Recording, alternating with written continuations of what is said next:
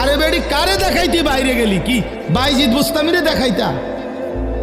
তুমি যে বেপর্দা বাইর হইলা, তোমার রূপ যৌবন দেখবে কেডা? জোনায়েদ বাগদাদি নাকি? কথা কয় না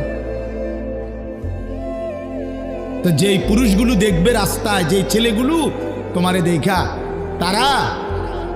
তাদের কোনো আখলাক নাই, তো তারা এই বেপর্দা নারীকে দেখে কি মন্তব্য করবে? দিলে কল্পনা করবে কি? যদি সেই কল্পনার রিপোর্ট আইতো আলটা, তাহলে না বুঝা যেত।